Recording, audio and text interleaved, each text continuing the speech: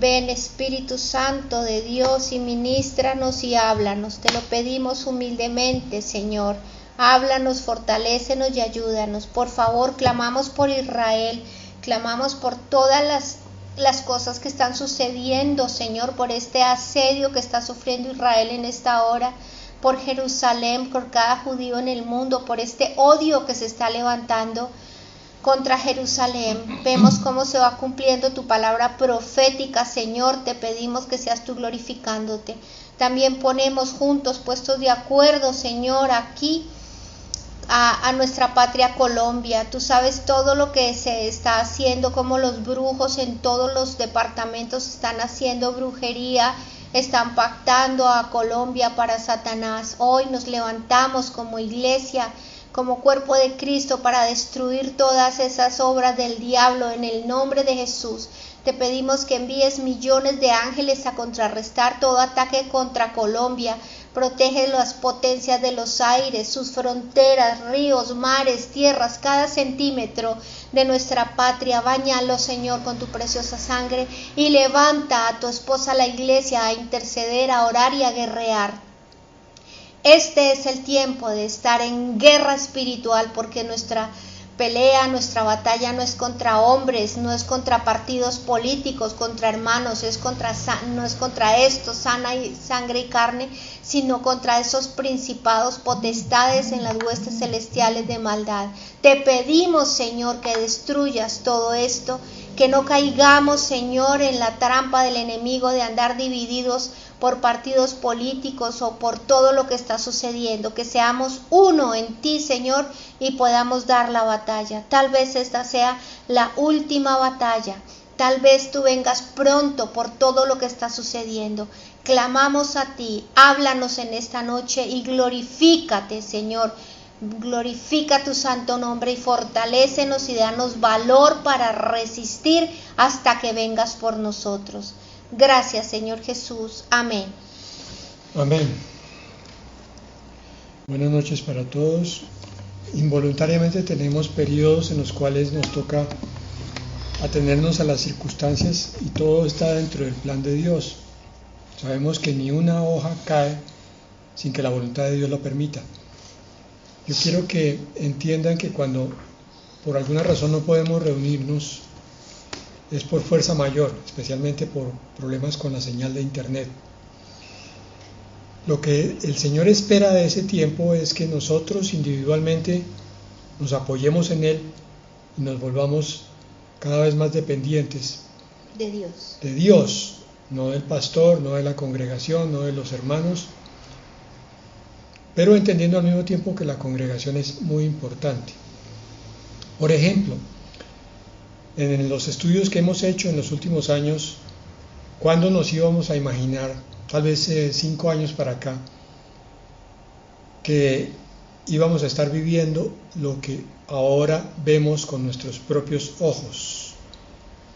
Máxime desde hace 2 años para acá. Se está cumpliendo Mateo 24 al pie de la letra, con guerras, con hambres, con terremotos, y en Lucas habla de sediciones. Las sediciones son las manifestaciones estas que vemos por todos lados del planeta, y ahora nos toca aquí en Colombia, que fueron cortadas un poco por la pandemia, pero que se están reactivando ahora.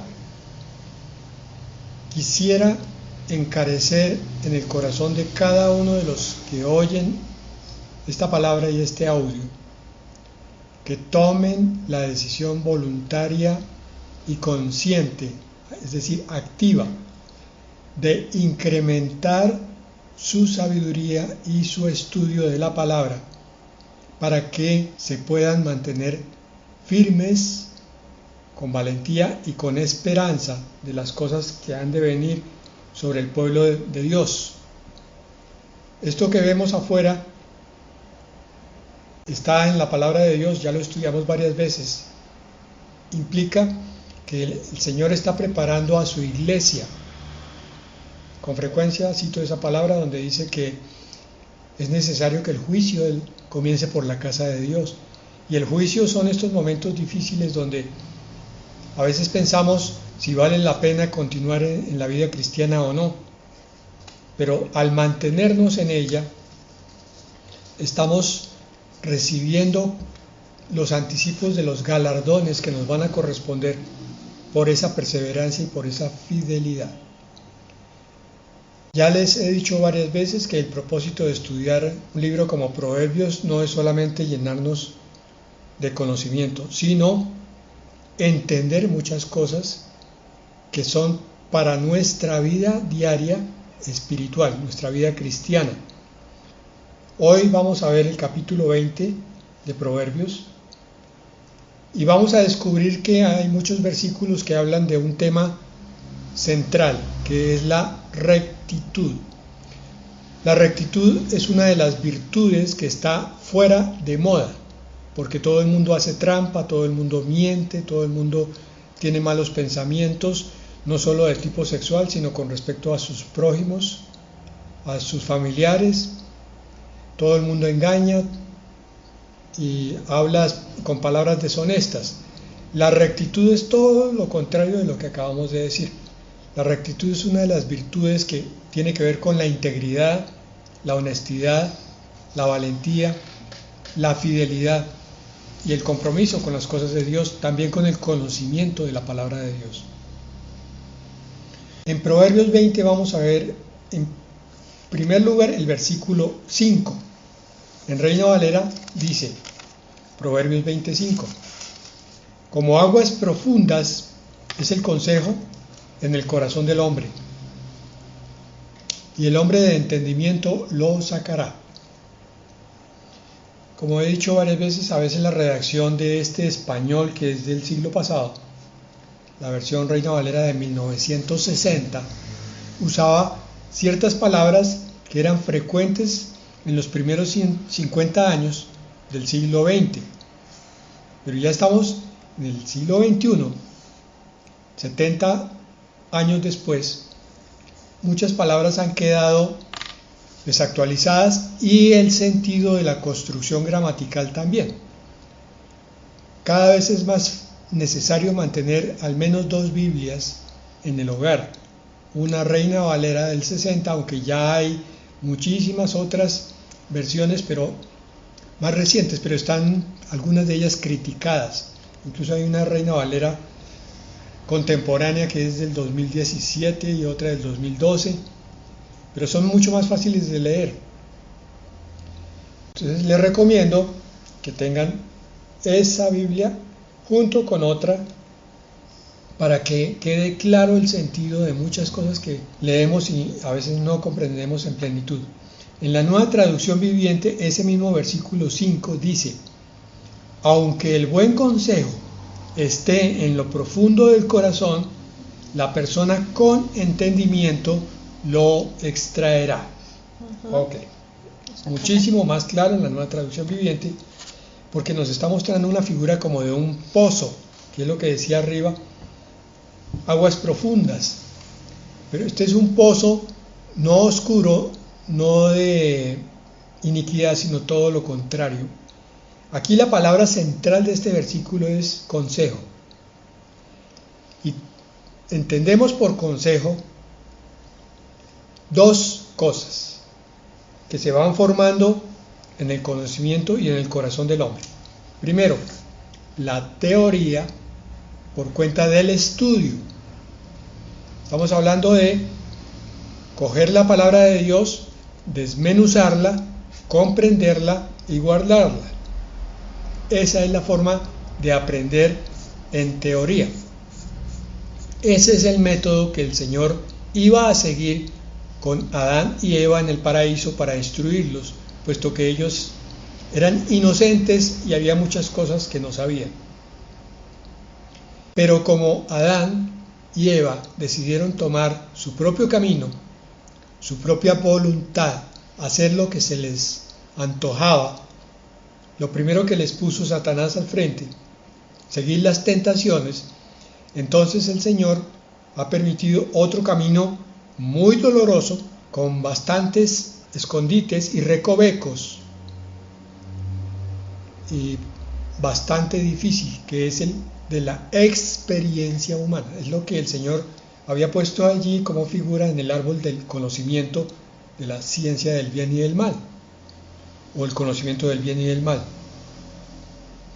Entonces, con estas bases entendemos que hay dos clases de seres humanos: aquellos que unen el entendimiento de lo teórico con lo que van viviendo en su experiencia cotidiana.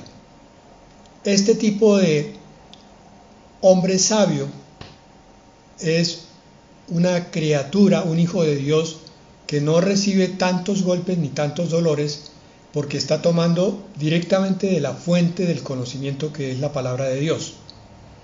Pero hay unos cuantos creyentes que son un poco más neciecitos, más terquitos, más duritos, y entonces escogen el camino solamente de la experiencia, sin estudiar la palabra de Dios, aunque incluso se congreguen, aunque incluso oigan sermones, como que no les entra la palabra, y el resultado de todo esto es un conocimiento a golpes, que es la experiencia.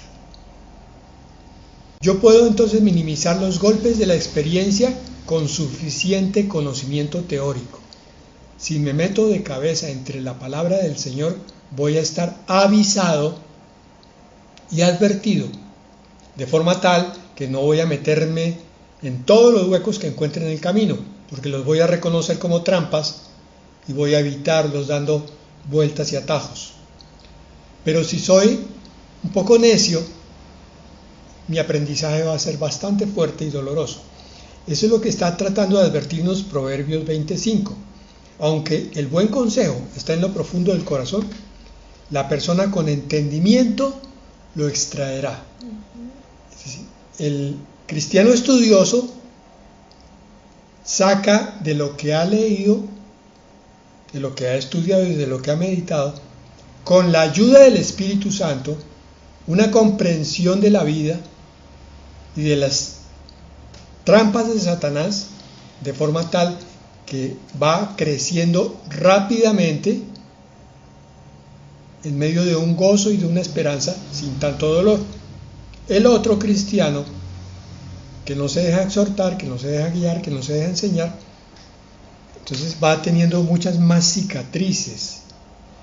Si realmente es un hijo de Dios, pues va a llegar a la misma salvación que llegó el otro, pero por un camino mucho más tortuoso. Por eso vamos a ver otra palabra que nos complemente. Primera de Corintios 2:11. Voy a leer Biblia de las Américas, que es un poco más clara que la Reina Valera. Porque entre los hombres, ¿quién conoce los pensamientos de un hombre sino el espíritu del hombre que está en él? Asimismo, nadie conoce los pensamientos de Dios sino el Espíritu de Dios. Como Dios nos creó a su imagen y semejanza, en algunas cosas funcionamos igual que Dios. Entonces, su Espíritu es el que trae la revelación de Dios al creyente y lo coloca en el espíritu del hombre. Pero este espíritu del hombre, vamos a ver que necesita haber crecido y madurado por cuenta de la palabra de Dios. Lo vamos a ver 3 pasajes más adelante.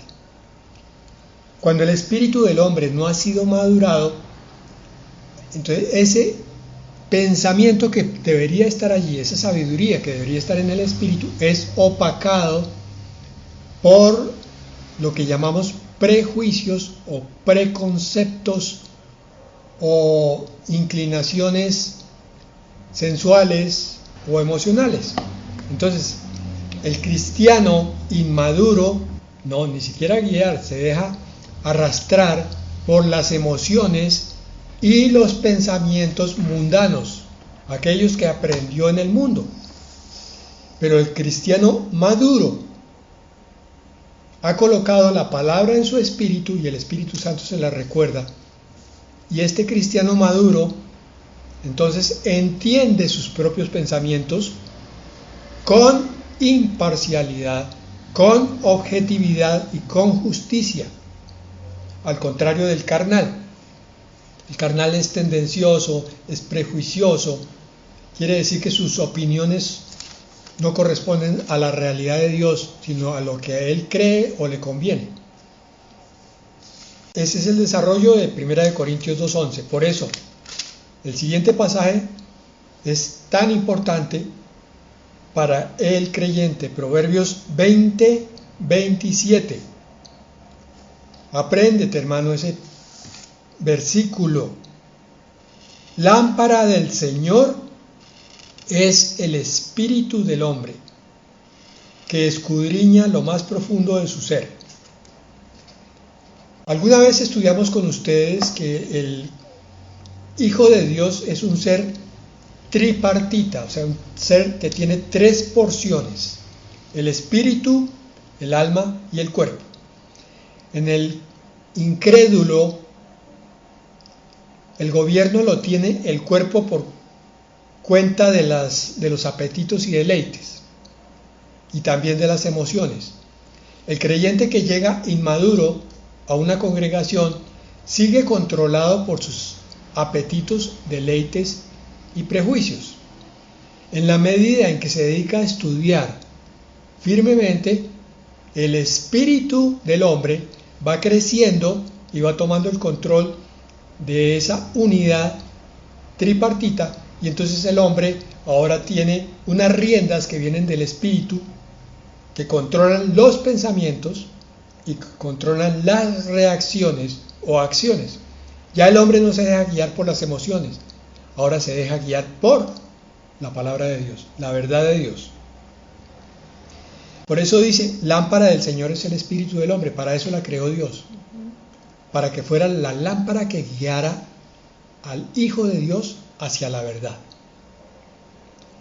El cristiano está en responsabilidad delante de Dios de permitir el crecimiento de esa lámpara, que cada vez dé más luz, y eso se logra estudiando la palabra a fondo, no solamente oyendo lo que le dice un pastor, sino él mismo estudiándola, y después yendo a aplicar esa palabra en su vida de todos los días, aplicando la palabra, oigan bien, no dejándose guiar por sus sentimientos ni por sus emociones.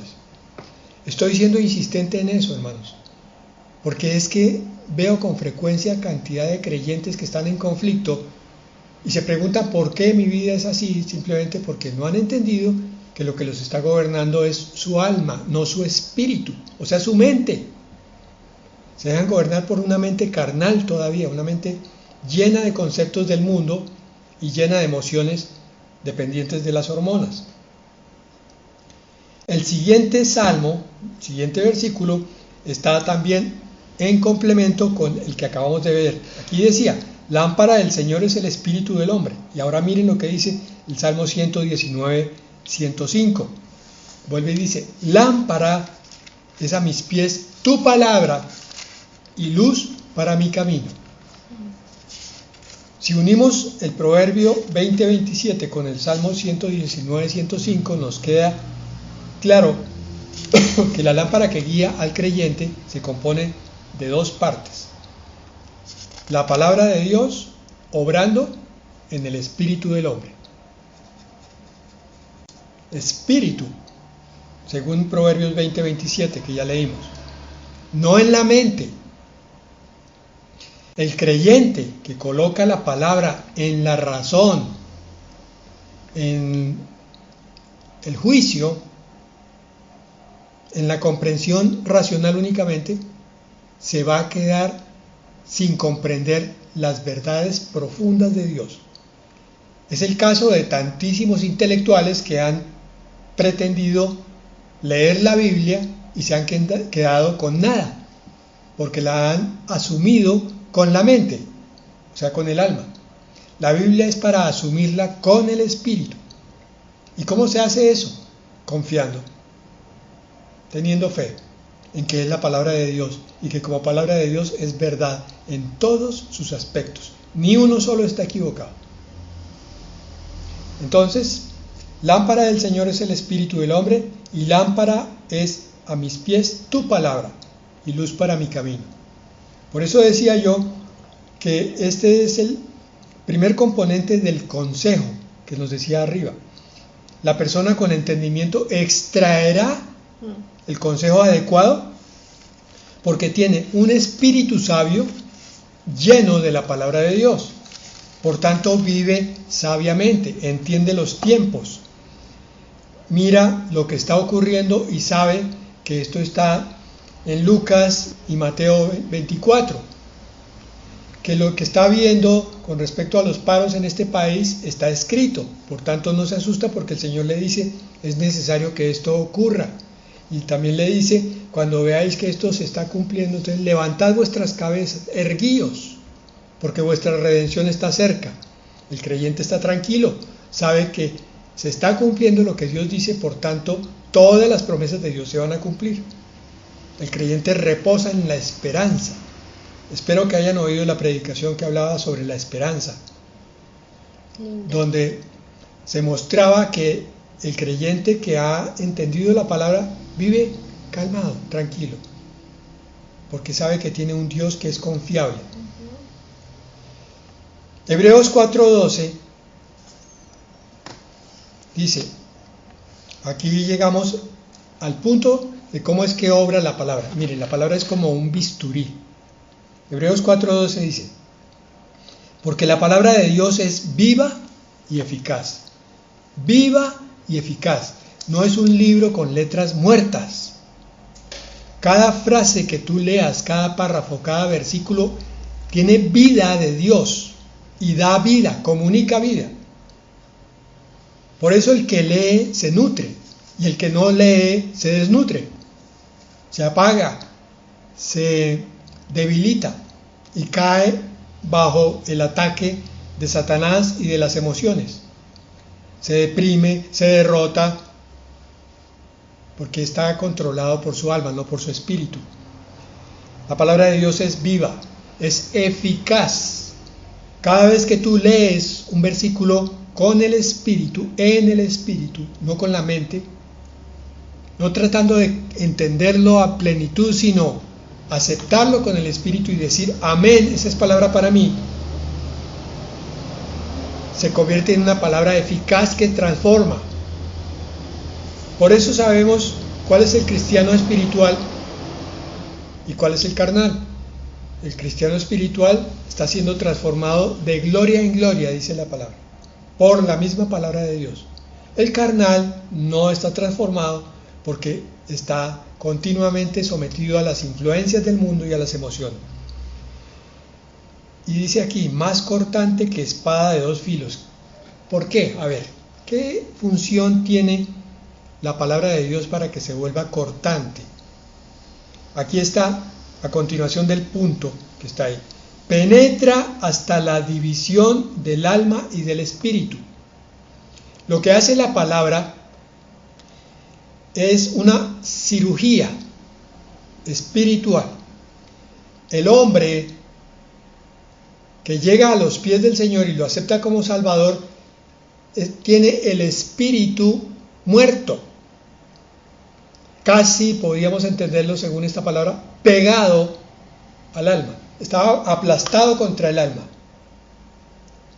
El espíritu del hombre no tiene ningún poder para dirigir la vida del creyente.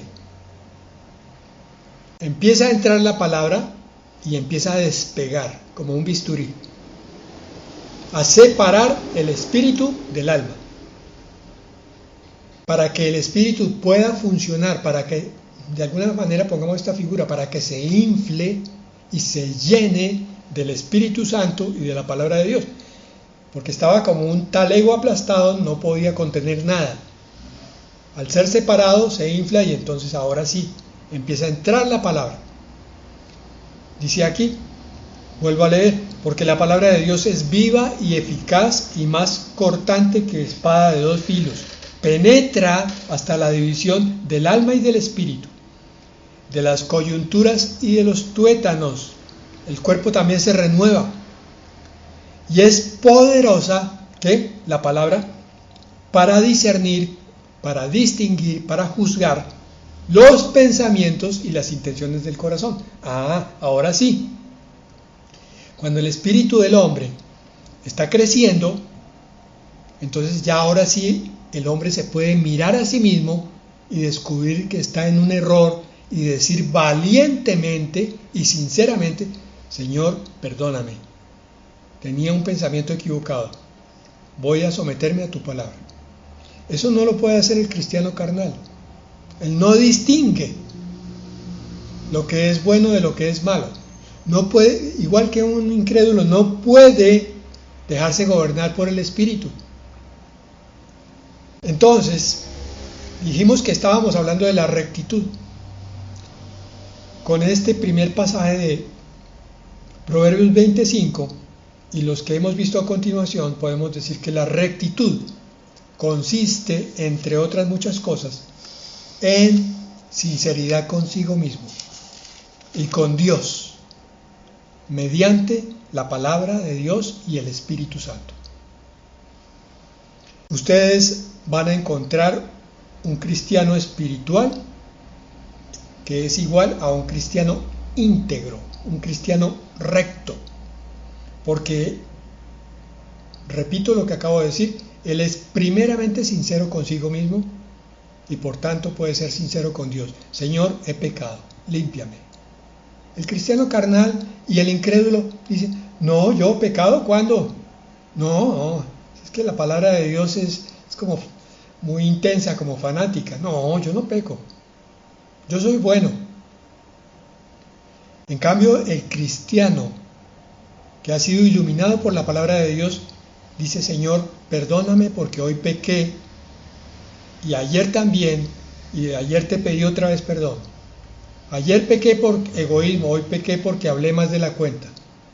Esos pecaditos que pudiéramos poner esas, entre comillas, no los ve el cristiano carnal. Para él no son pecados. Hablar mal de la gente no es pecado. Murmurar, cogerse un billetico por ahí, eso no es tan malo. Decir una mentira blanca, no, eso no es tan malo. No tiene el discernimiento, no tiene el juicio. Por tanto, no tiene la santidad. Hermanitos míos, estamos camino al arrebatamiento y cada vez más cerca. Lo que está pasando en el Medio Oriente entre Israel y Hamás es casi que, si no estoy mal, el cumplimiento inicial del Salmo 83. No me acuerdo bien, sé que termina en 3, entonces es el 83 o el 63, que es una profecía sobre una guerra que va a haber allí en el Medio Oriente entre Israel y todas las naciones vecinas, para que salga a la luz el anticristo. Sí, Salmo 83. Salmo 83, confirmado. Que lo lean. Como eso se está cumpliendo, como estamos viendo cómo está nuestro país, como estamos viendo cómo está el mundo por cuenta de la pandemia, como estamos viendo cómo está siendo presionada la gente para que se vacune, como estamos viendo las primeras consecuencias de las vacunas, lo que estamos haciendo es, estamos viendo cumplimiento de palabra profética. Se inoculen. Por tanto, ya casi nos vamos aquellos que hayamos buscado la santidad, la rectitud, no la hipocresía ni la mentira. Proverbios 26. Muchos hombres proclaman su propia lealtad, pero un hombre digno de confianza, ¿quién lo hallará? Esta pregunta la he hecho de muchas maneras a mucha gente y siempre me sorprende la respuesta. ¿Cómo está su relación con Dios? Y entonces inmediatamente responden: bien, pastor, bien. A la luz de este versículo no es tan fácil decir eso. Muchos hombres proclaman su propia lealtad, su propia virtud, su propia sabiduría, su propia santidad. Pero entonces hace una pregunta retórica. Pero un hombre digno de confianza, ¿dónde se halla? Hay una leyenda que es atribuida a un filósofo griego que se llamaba Diógenes. dice la tradición o la leyenda que Diógenes era un poco loco. Entonces, él acostumbraba a salir vestido con un barril. Se quitó todas las ropas y se puso un barril porque él no quería vivir como el resto de la humanidad, porque creía que la humanidad estaba corrupta, aún en su tiempo sin conocer a Dios. Y un buen día Diógenes cogió una lámpara y se le dio otro arrebato de locura y en pleno día con una lámpara le preguntaban: ¿usted qué hace con esa lámpara, Diógenes? Y dijo: estoy buscando un hombre recto y sabio y no lo encuentro. Y siguió caminando y le preguntaban eso cada vez y siempre respondía lo mismo: buscaba un hombre recto y sabio. Al parecer nunca lo encontró. Es lo que dice la Biblia también con respecto a que no hay ni un hombre justo. Proverbios 27:2: que te alabe el extraño y no tu boca, el extranjero y no tus labios. Cuando uno empieza a hablar con un creyente y ese creyente empieza de pronto a ponderar algunas de sus cualidades, de sus logros, de sus posesiones, de sus títulos, inmediatamente se siente como un retorcido en el estómago, porque no es del cristiano espiritual autoelogiarse, autoalabarse. Si alguien va a felicitar a un creyente, nunca uno mismo. Lo dice también Mateo 6:2. Por eso, cuando des limosna, no toques trompeta delante de ti, como hacen los hipócritas en las sinagogas y en las calles, para ser alabados por los hombres. En verdad les digo que ya han recibido su recompensa. ¿De qué nos está hablando la palabra aquí? De humildad. La humildad es reconocer que todo proviene de Dios. Cualquier don, cualquier cualidad, cualquier posesión, todo es de Dios y nos fue dado para que nosotros lo administráramos como mayordomos para devolvérselo un día al verdadero dueño. Es lo que está diciendo aquí. La limosna es de Dios, el dinero es de Dios y el tiempo es de Dios. Por esa razón, nadie se puede dar el lujo de decir: yo soy mejor que mi vecino.